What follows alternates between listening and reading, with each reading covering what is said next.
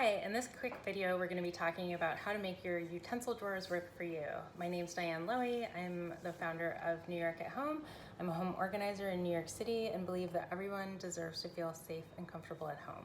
I'm really surprised to see a drawer like this in the kitchen of a home organizer, but oh my god, this is my favorite drawer. This drawer has everything that we touch less than once a week: a whisk, a sieve, rolling pin, block cleaner. These aren't things that I'm going to use every single day, but I definitely use them occasionally and I want to be able to find them, but they don't need to be in the most accessible place. This, however, right next to the stove, this is really the drawer. This is the drawer for cooking. We have a couple of spatulas, spoons, tongs, scissors. This drawer gets used multiple times a day, especially when we're spending a lot of time at home. And then right next to it, we have this drawer. This is for all the food prep. We only have a couple of tools in here, but really I touch these several times a week. A lot of them get a workout every single day. And then this drawer, of course, is our utensil drawer. This is one of my favorite things to look at, which is good because I see it a lot. I see it several times a day. Anytime I'm making breakfast, lunch, dinner, having a snack, this is where I go for all of my utensils. And when emptying the dishwasher, this is where a lot of the stuff goes to. So something that you might notice right away is that you could fit a lot more stuff in those drawers. Those drawers are not being maximized. But one of the first rules of home organizing is just because things fit doesn't mean that they function.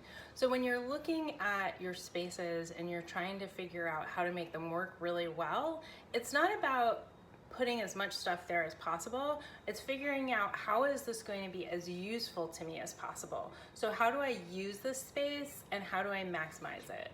So for example, I like to think about, I live in New York City and I like to think about below 14th Street as being like the fun, the hip part of town, that's the part of town where like everything gets crammed in together. And that's also a really valuable part of town. So I like to think, what is my below 14th Street in a space that I'm organizing? And I want to make sure that the things that really get accessed all the time, that's what's living in that space. So just because it fits doesn't mean it functions, and you want to figure out what are the things that I'm using all the time that really needs to live at the absolute most accessible spot. So besides seeing that these things fit really well, so that they function really well, you might also notice that they're divided by categories. So like this drawer is for food prep. This drawer is utensils. This drawer is for things for the stove. And then this drawer is kind of everything else.